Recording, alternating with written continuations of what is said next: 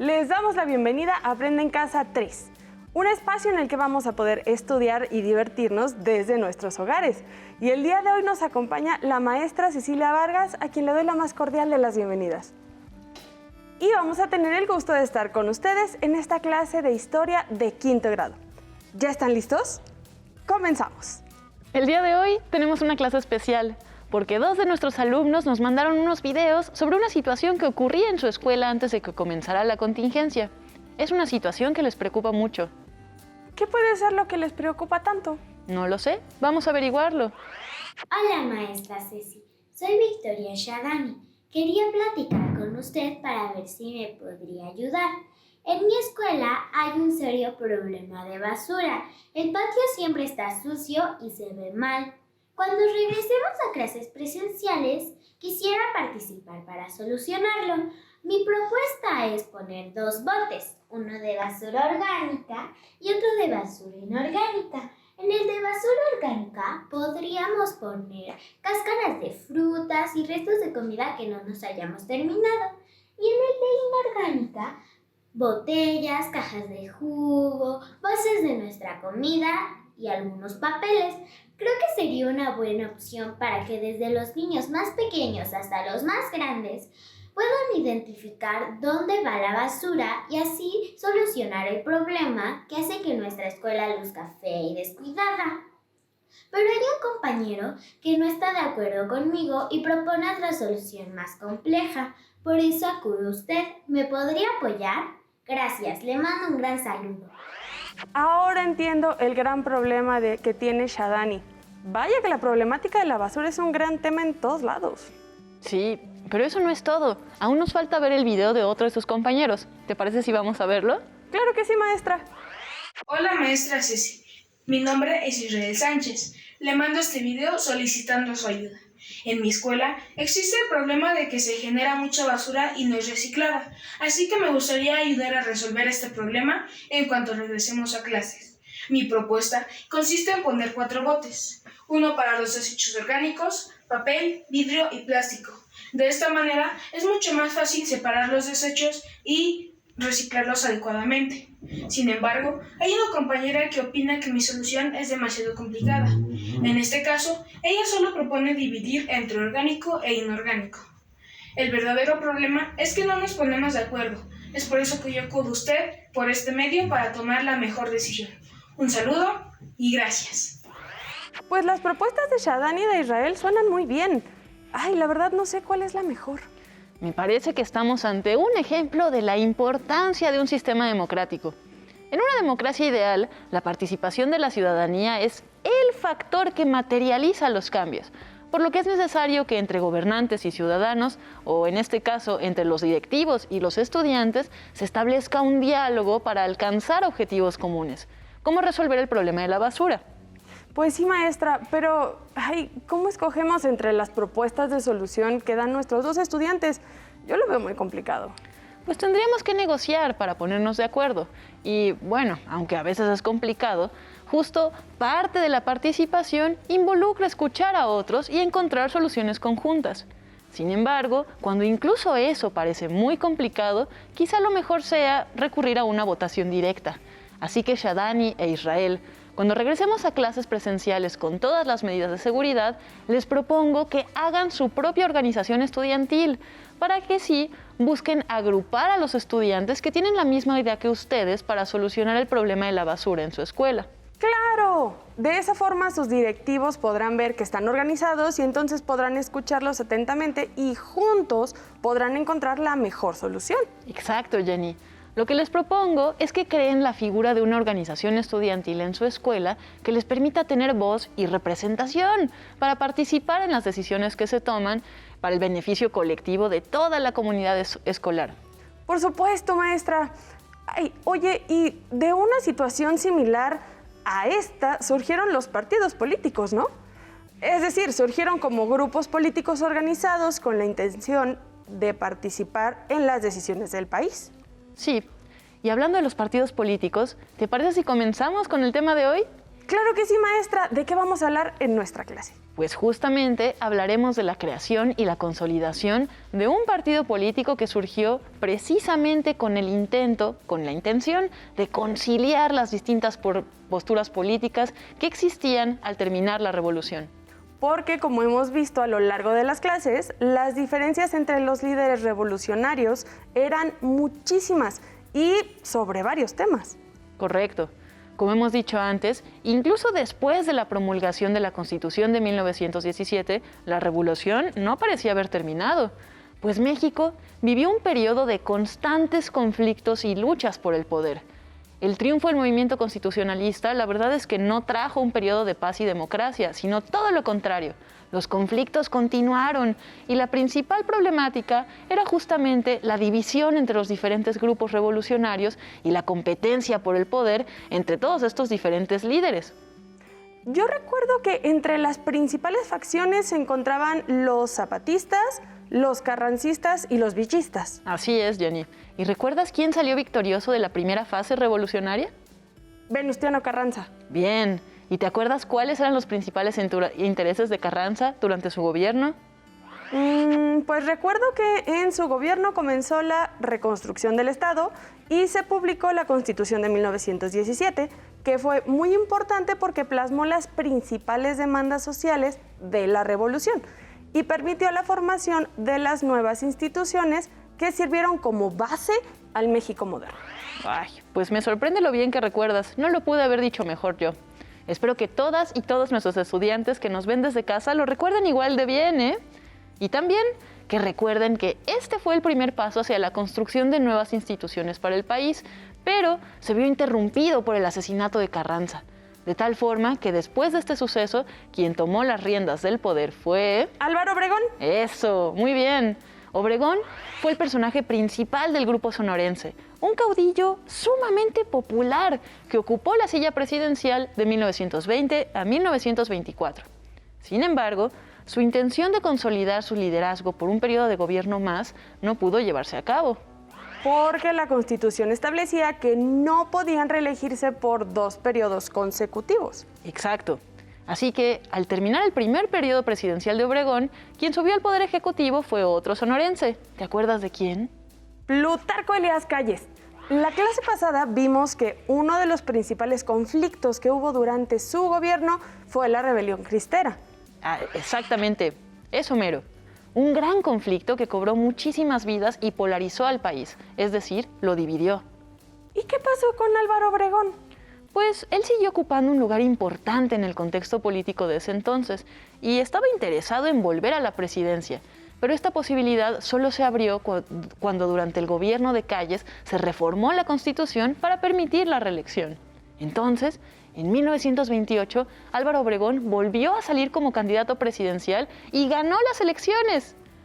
Pero nunca llegó a ocupar el puesto porque fue asesinado poquito después, lo cual puso al gobierno en un gran predicamento. ¿Y quién asesinó a Álvaro Obregón? José de León Toral. En sus declaraciones, este personaje dijo que lo asesinó para poner fin a los ataques del gobierno a la Iglesia Católica. Pero, ¿por qué su asesinato hizo que el gobierno entrara en un predicamento? Pues porque la muerte del presidente electo provocó una gravísima crisis política en el país, que de nueva cuenta estaba amenazado por una guerra civil. El asesinato de Obregón fue un síntoma del malestar social que estaba causando ese violento conflicto que en aquel entonces estalló entre la Iglesia Católica y el gobierno. Pero también el asesinato de Obregón lo que pasó fue que despertó muchas sospechas entre sus partidarios, quienes culpaban directamente a aliados de Plutarco Elías Calles y hasta incluso al mismo Calles, y sospechaban que él estaba detrás del crimen y amenazaban con tomar las armas en cualquier momento, ya que pues la mayor parte del ejército era partidaria de Obregón. Parece que en ese momento todo se complicaba para Calles. Sí, así fue. Pero como buen líder, Calles tuvo que tomar decisiones rápidas para resolver esta crisis que venía. Primero tenía que definir quién tomaría el poder el 1 de diciembre, pues en vista de que el presidente electo había sido asesinado, y después tenía que encontrar una solución a largo plazo. La pregunta que invadía la mente de Calles era: cómo resolver la sucesión presidencial de manera definitiva y sin que termine en violencia. A ver, les invitamos a que ustedes reflexionen sobre esta pregunta e intenten dar una respuesta de solución.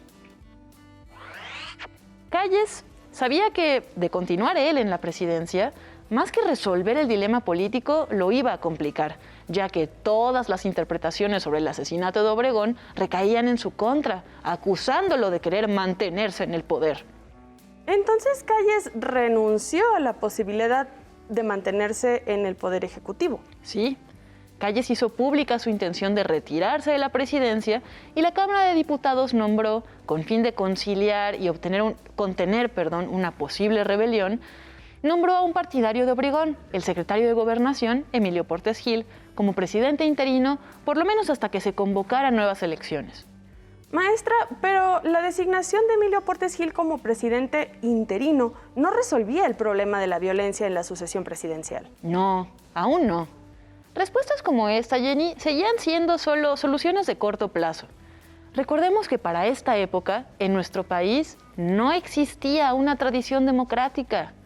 Durante 30 largos años había gobernado una dictadura, la de Porfirio Díaz, y luego, durante 10 años más, el país estuvo sumido en la guerra y el caos de la revolución.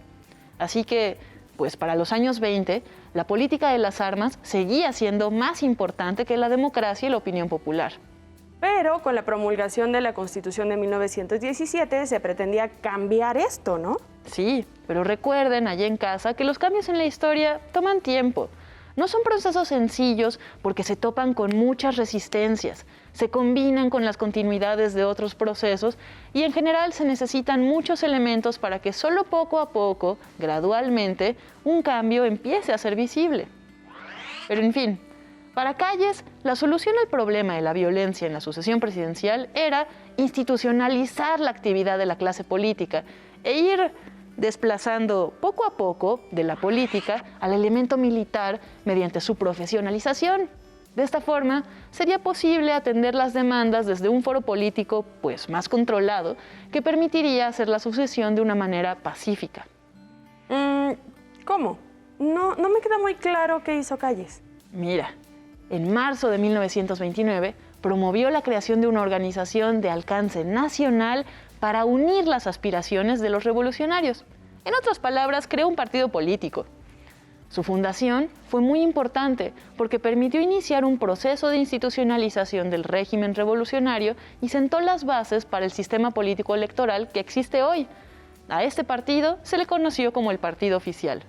Ah, claro, ya entiendo. Como vimos en clases pasadas, con la promulgación de la Constitución Política de 1917, se hacía necesario establecer un marco constitucional que diera soporte a la democracia. Claro, y ese marco constitucional establecía la fijación de un orden político en el que tenían que existir partidos que representaran a la sociedad y que contaran con una fuerza política real. De esta forma, el Partido Oficial se creó como una organización política que permitió legitimar el poder y unir también a los principales partidos revolucionarios que estaban dispersos. Y de esta manera, así entre todos, podían proponer un nuevo candidato para permitir que todos pudieran participar en el proceso.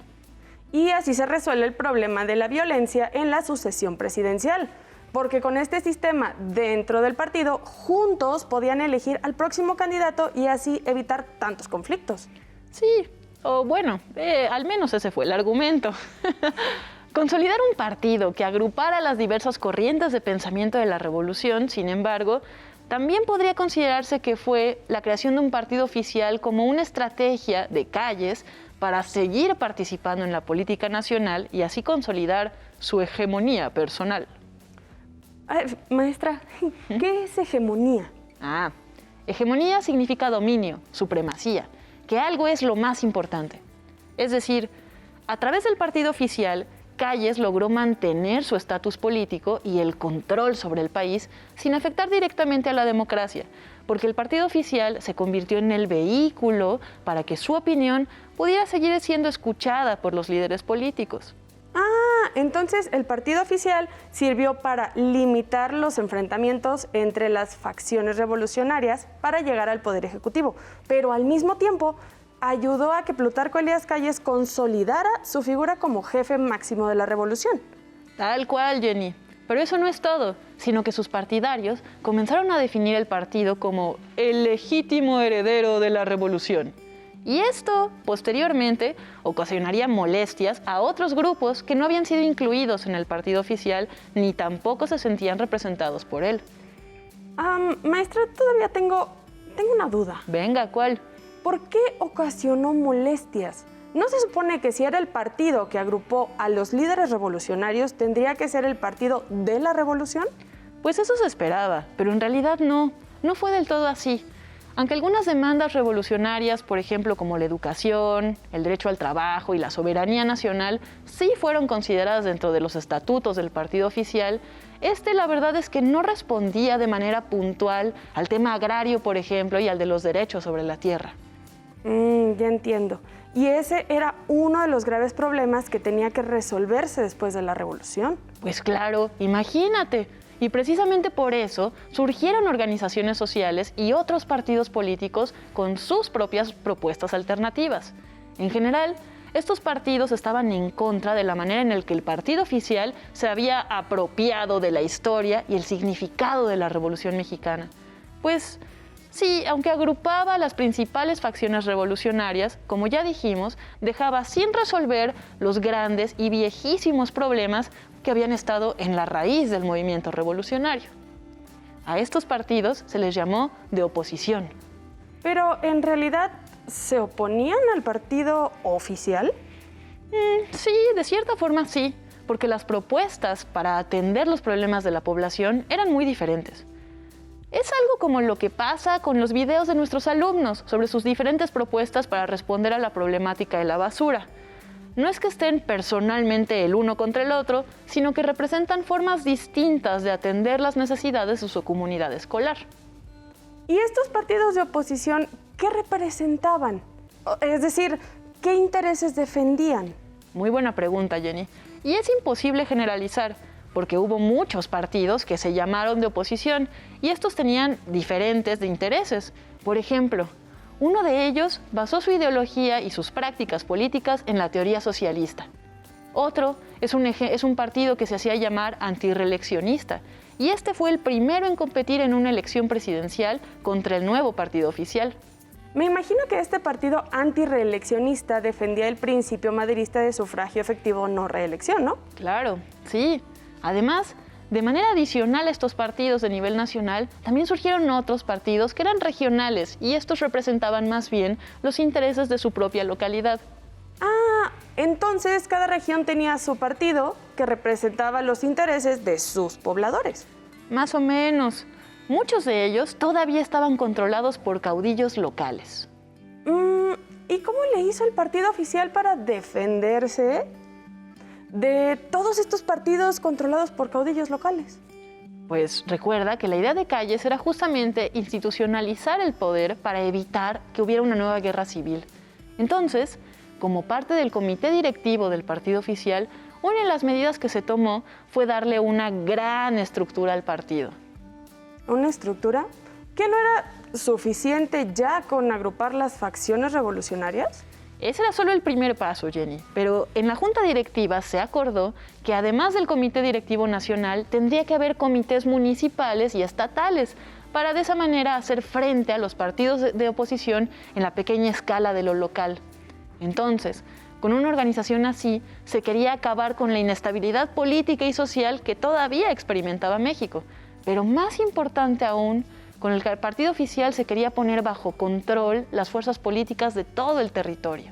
Por lo que veo, la conformación del partido oficial fue muy compleja. No solo se trató de un partido político más, sino que en su interior tuvo matices importantes, porque conjuntó a una gran variedad de grupos. Así es, exacto. Este partido se consolidó como un partido para el Estado, por el Estado y del Estado. En otras palabras, era la única opción.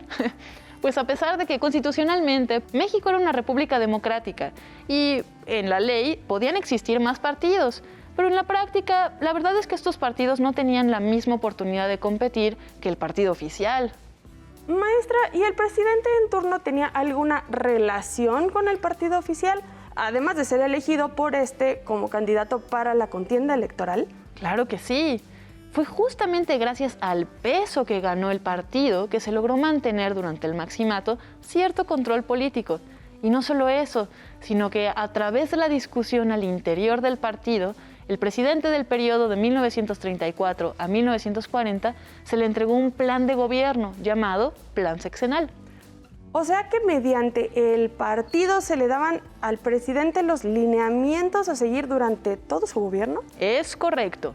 El partido oficial resultó ser un medio para que Plutarco Elías Calles siguiera participando en la política, criticando y obstaculizando a los presidentes en turno. Esta situación terminó con Cárdenas, el cual se impuso y se mostró como un presidente fuerte encima del partido, encima del jefe máximo y encima también de los caudillos locales. Ahora, con Cárdenas, el presidente así controlaba al partido y a través de él a los diputados, a los senadores y a los gobernadores incluso. Además, en 1938 se incorporaron organizaciones que no habían sido tomadas en cuenta originalmente, como los sectores campesinos, los obreros y los sectores populares. De esta forma, se reestructuró el partido oficial, cambió de nombre y de principios, pero mantuvo su mismo nivel de hegemonía, de dominio. Y esto es lo que se conoce como presidencialismo. Ahora ves por qué el partido oficial se fue convirtiendo en una institución tan fuerte y duradera. Con razón, los partidos de oposición no tenían oportunidad para competir en las elecciones. Así es, pero bueno, no hay que pensar que la batalla estaba perdida desde el principio. Es cierto, sí, quizás los partidos de oposición no tenían la misma oportunidad de ganar las elecciones, pero el hecho de que existieran representa un triunfo de la democracia. ¿Cómo? Sí, casi es seguro que iban a perder. Pues sí, pero los partidos, dentro de un sistema democrático como el nuestro, son importantísimos, Jenny, porque lo que hacen es canalizar y transmitir los intereses y las demandas de la población que no siempre puede ser escuchada. De esta forma, los partidos se encargan de darle voz y representación a las personas de un país. Ah, o sea, que son el vehículo para que las opiniones de las personas sean escuchadas y tomadas en cuenta. Eso, precisamente. Además, los partidos permiten que la población participe en el proceso político por medio de la elección, en donde cada quien es libre de escoger a los representantes populares que ejercerán el poder político para todos. Y estos representantes deben responder a las necesidades de toda la población. Exacto. De esta forma, podemos decir que los partidos políticos son los mediadores entre la sociedad y el Estado y expresan la diversidad de los deseos de la ciudadanía, por lo que son un instrumento clave para el trabajo político. No obstante, es muy importante que quede claro que los partidos políticos no tienen el poder público, en el sentido de que sus decisiones internas no pueden afectar a la estructura política del país, pero sí tienen gran relevancia porque se encargan de poner sobre la mesa los temas de discusión política que le interesan a miles de ciudadanos. Ahora entiendo por qué recomendó a nuestros estudiantes Israel y Shadani formar su propia organización estudiantil. ¿Ah, sí? ¿Por qué? Porque organizados de manera voluntaria tienen la posibilidad de hacer escuchar sus demandas y proponer soluciones a sus problemas. Así es, Jenny. Como las organizaciones políticas, los partidos representan a aquellos que comparten sus ideales y valores y de esa manera pueden dar voz y voto a los miembros de una comunidad, en este caso, a todos los estudiantes. El día de hoy aprendimos sobre la consolidación del partido oficial en 1929, que permitió la unión de las distintas facciones que habían luchado durante la Revolución Mexicana. Además, aprendimos que a través de este partido y su refundación en 1938, bajo el gobierno de Lázaro Cárdenas, se fortaleció la figura del presidente y se dio un gran paso para institucionalizar al país desde el ámbito de la política. Sí, asimismo, también aprendimos que después de la Revolución Mexicana, los partidos se fortalecieron debido a esta institucionalización del poder político, pero además porque eran realmente el único medio legal para hacer frente al partido oficial. Y de esta forma, comprendimos que los partidos políticos son importantísimos en un sistema democrático, porque permiten dar voz y participación a todos los miembros de una sociedad. Les invitamos a que platiquen con su familia sobre la importancia de la representación para tomar decisiones en casa, por ejemplo, en su escuela, en su comunidad y en el país. Después de todo, una sociedad democrática se hace en la práctica del día a día. Nos vemos hasta la próxima. Maestra Cecilia Vargas, muchísimas gracias por habernos acompañado el día de hoy. Fue muy útil toda esta información. Si te es posible, consulta otros libros y comenta el tema de hoy con tu familia. Si tienes la fortuna de hablar una lengua indígena, aprovecha también este momento para practicarla y platica con tu familia en tu lengua materna. Por hoy hemos terminado con Rumbo a la Democracia, de historia de 5º grado, y espero lo hayan disfrutado tanto como nosotras. Nos vemos en la próxima. A continuación, lengua materna. Pero antes, a movernos un poco.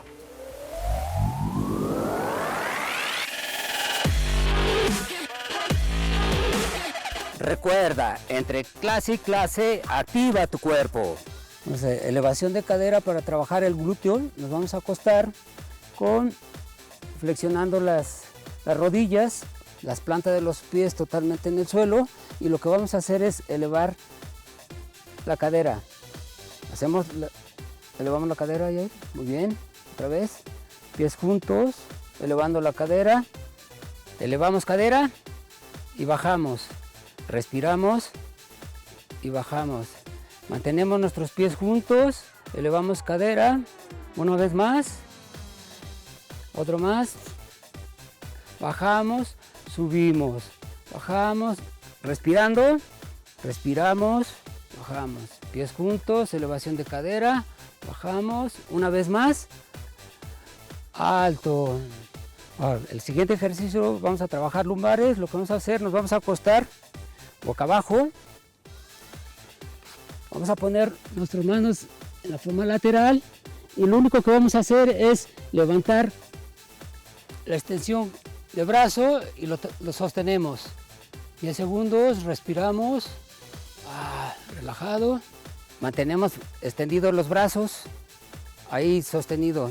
10 segundos, respira, respira, tus brazos extendidos, relajado. Sigue respirando. Bajamos, descansamos, seguimos respirando, nos acostamos totalmente para relajarnos. Bien. Respira, nos preparamos nuevamente para hacer el ejercicio. Extendemos brazos y trabajamos. Ok, vamos a trabajar hombro. Vamos a agarrar ya sea un palo de escoba o una toalla, de tal manera que podamos hacer esta cosa. Lo que vamos a hacer es bajar y subir a la altura de los hombros, manteniendo la toalla extendida. Bajamos y subimos. Sujetamos nuestra toalla y bajar en una extensión. Vamos a subir los brazos a la altura de los hombros, bajamos y subimos con tensión. Que se vea la tensión de la toalla, no se debe de doblar. Venga, la posición, mantén la posición. Una vez más. Bajamos a la altura de los hombros nada más. Bajamos y extendemos. Bajamos más. Bajamos un poquito más. Y después de cada pausa, activa tu mente.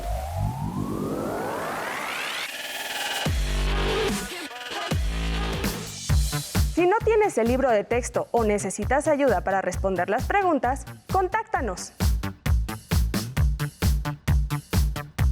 Para solicitar apoyo pedagógico, comunícate con maestras y maestros de lunes a viernes de 8 a 20 horas al teléfono 55 41 72 04 13 con 100 líneas. También puedes encontrar los libros de texto en la página conaliteg.cep.gov.mx. Si quieres volver a ver los programas de Aprende en Casa, los puedes encontrar en la siguiente liga: aprendeencasa.cep.gov.mx. ¡Nos vemos!